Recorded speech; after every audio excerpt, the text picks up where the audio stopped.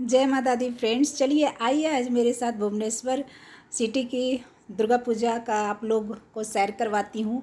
मैं घूमने जाऊँ भुवनेश्वर का दुर्गा पूजा देखने जाऊँ, पंडाल देखने जाऊँ, घूमने जाऊँ, आप सबको ना दिखाऊँ, ऐसा कभी हो ही नहीं सकता। वैसे मैं कल शॉर्ट्स में बहुत सारे पंडाल का आप लोग के साथ शेयर की हूँ, बट यहाँ पे मैं लॉन्ग वीडियो भी थोड़ी बनाई थी, तो सोचिए आप लोग के साथ शेयर करती हूँ। भीड़ बहुत ज़्यादा थी, ऊपर से बारिश भी हो रही थी, इसलिए हम लोग 4 व्हीलर से ना जा करके 2 व्हीलर से ही गए थे, क्योंकि 4 व्हीलर ले जाने में और ज़्यादा हम लोग फंस जाते भीड़ में, क्योंकि पार्किंग में भी उसको बहुत टाइम लगता है और जाने में भी। 2 व्हीलर तो है कि कहीं से निकल जाता है, थोड़ा भी स्पेस मिलता है तो इसलिए हम लोग वो 3 साल 4 व्हीलर से गए थे ना, तो हम लोग बहुत परेशान हुए। तो इसलिए हम लोग ने डिसाइड करे कि 3 ही लोग हम लोग हैं ही, तो किसी तरह से हम लोग 2 व्हीलर से ही चलेंगे। वैसे ट्रिपल लोडिंग यहाँ पे अलाउड नहीं है, यहाँ पे बहुत स्ट्रिक्ट है इन सब चीज़ों को लेकर रूल रेगुलेशन। थोड़ा डर भी लग रहा था, लेकिन ये था कि इतने ज़्यादा भीड़ भाड़ में ट्रैफिक पुलिस भी उतने ध्यान नहीं दे रहे थे, तो हम लोग ट्रैफिक का रूल को तोड़ते हुए निकल पड़े थे। बट ऐसा नहीं करना चाहिए, जो भी सरकार रूल हम लोगों के लिए बनाती है वो हम सबके भले के लिए ही बनाती है, उसको हमें फॉलो करना चाहिए। तो चलिए आइए देखिए यहाँ का पंडाल। मुझे भुवनेश्वर का पंडाल मुझे बहुत अच्छा लगता है, क्योंकि यहाँ का पंडाल कुछ ना कुछ आपको सीखने को मिलता है। रीयूज चीज़ें, जैसे किसी भी चीज़ का रीयूज आपको करके उसको दिखाया जाता है। जैसे पिछले मैं गणेश पूजा में दिखाई थी कि बोतल का यूज करके उसको पंडाल में यूज किया गया था। तो कुछ ऐसी चीज़ें यहाँ पे पंडाल में यूज करते हैं ना लोग, जिससे कि रीयूज हो सके, हमारे इन्वायरमेंट भी गंदा ना हो और हम इसको रीयूज कर सके। इसी तरह से बांस का जो, जिससे हम लोग का बांस का वो सूप वगैरह बनता है ना, उससे बनाया गया था यहाँ पे पंडाल। तो इस तरह की पंडाल देख के ना अच्छा लगता है कि जिससे कि हमारे वातावरण भी गंदा नहीं होता है और हमें कुछ सीखने को भी मिलता है। और उसी बांस का जो लकड़ी रहेगा फिर उसको रीयूज में ला के उसका जो बांस का जो भी सामान बनता है, सूप बनता है, दौरी बनता है, पंखा वगैरह बनता है, वो सारी चीज़ें भी हम लोग बना सकते हैं। इसलिए मुझे यहाँ का पंडाल इसलिए अच्छा लगता है, और बनाया भी जाता है, कलाकारी भी बहुत अच्छा लगता है। मतलब इसमें ऐसा लगता है ना कि जैसे इस पे वर्क किया गया है, काम किया गया है, दिमाग लगाया गया है, मेहनत किया गया है यहाँ के पंडाल पे।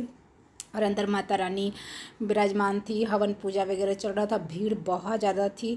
हम लोग हमेशा नवमी को जाते थे, लेकिन इस बार मेरी तबीयत वही नवरात्रि की वजह से थोड़ी ठीक नहीं लगी नवमी को, और बारिश भी हो रही थी, इसलिए हम नवमी को मैं नहीं गई। लेकिन 10वीं को तो फिर जाना ही था, क्योंकि भाई साल में एक बार माता रानी आती हैं, तो थोड़ा बहुत भी, लेकिन जाके हम लोगों को थोड़ा सा माता रानी का दर्शन करना चाहिए पंडाल में जा कर के। ये बहुत खुशी की बात होती है कि एक साल सब परिवार, पूरे फैमिली, पूरे हम लोग जो भी जिससे जुड़े रहते हैं, सब लोग हंसी खुशी से रहते हैं, तभी ये मौका मिलता है। तो हम आप लोग से भी कहेंगे कि अगर नहीं भी मन हो ना, फिर भी 2-4 पंडाल जाइए, थोड़ा बाहर घूमिए।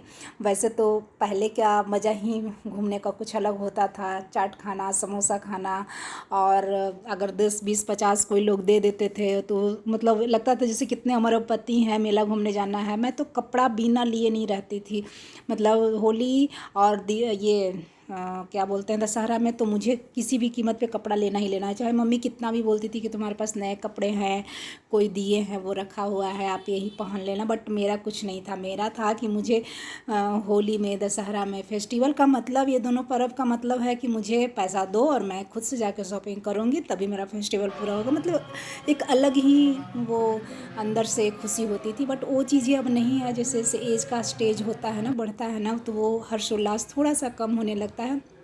एज के अनुसार आपको दूसरे दूसरे चीज़ों में इंटरेस्ट होते जाता है। तो इसलिए मैं कहूँगी कि जब आपके घर में बच्चे हैं ना, तो उसको उनको दबाइए नहीं। अगर वो ये सारी चीज़ों को एंजॉय करना चाहते हैं, देखना चाहते हैं अगर अपने मन से, तो उनको एंजॉय करने दीजिए। एक स्टेज ऐसा आएगा ना, एक टाइम ऐसा आएगा ना, जो खुद ब खुद ये सारी चीज़ों में उनका इंटरेस्ट ख़त्म हो जाएगा, क्योंकि हर स्टेज का एक अलग इंटरेस्ट हो जाता है ना।